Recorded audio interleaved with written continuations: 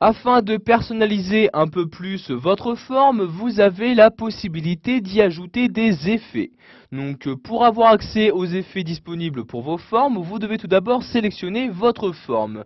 Une fois celle-ci sélectionnée, vous avez donc maintenant dans le nouvel onglet qui vient d'apparaître, donc l'onglet format, ici donc la possibilité de modifier les effets. Je clique donc ici sur effets sur la forme et j'ai accès dans ce menu aux différents effets disponibles pour mes formes dans PowerPoint 2010. Donc sachez que PowerPoint intègre déjà différents effets prédéfinis, donc je clique ici sur prédéfini et donc ici les différents effets, donc regroupant les effets d'ombre, de réflexion, de lumière, etc. Donc, par exemple ici, je souhaite lui appliquer cet effet-ci, je clique dessus et voyez donc l'effet automatiquement s'appliquer, donc toutes les modifications ont été appliquées sur ma forme. Je reclique ensuite sur effet sur la forme et je peux par exemple ici personnaliser l'effet, donc par exemple changer le type d'ombre en cliquant sur ombre. Je vais pouvoir ici choisir par exemple de n'appliquer aucune ombre à ma forme ou d'y appliquer une ombre externe ou encore interne. Donc ici je vais par exemple lui appliquer une ombre externe. Vous allez ensuite choisir l'emplacement de l'ombre. Vous voyez ici l'ombre décalée sur la gauche, ici l'ombre décalée vers le haut à gauche, l'ombre centrée par rapport à la forme, etc. Je vais par exemple ici insérer une ombre vers le haut, je clique donc ici sur le type d'ombre en question, et maintenant donc l'ombre apparaît bien vers le haut de ma forme.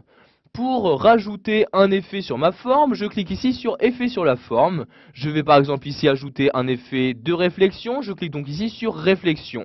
Donc vous allez maintenant donc choisir le type de réflexion à utiliser. Donc vous voyez ici soit les semi-réflexions ou encore les semi-réflexions au décalage de 4 points ou encore augmenter le décalage ici à 8 points. Donc je vais par exemple ici prendre ce type de réflexion, je clique donc dessus et voyez maintenant il y a bien donc un effet de réflexion qui a été ajouté. Donc comme vous pouvez le voir ici, le style prédéfini que j'ai utilisé donc au début de cette vidéo formation m'a également ajouté un effet 3D. Si je souhaite maintenant enlever cet effet 3D, je vais cliquer de nouveau sur effet sur la forme et je vais me rendre ici sur rotation 3D et je vais cliquer ici sur pas de rotation pour l'annuler et voyez donc ici l'effet 3D a par exemple été supprimé.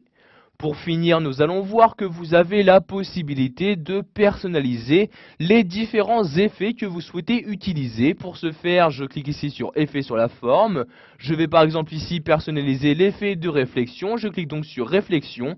Et donc tout en bas du sous-menu qui vient d'apparaître, je vais cliquer ici sur option de réflexion.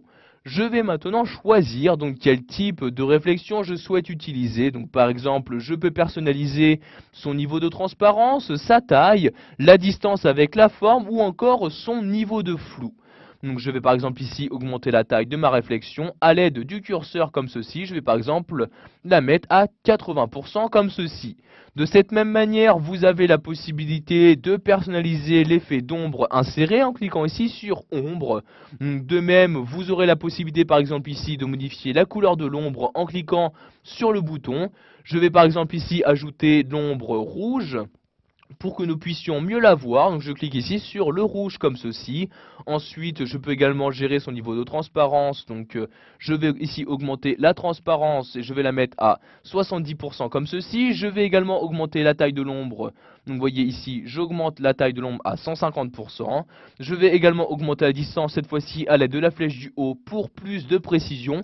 Je vais la mettre ici par exemple à 8 points.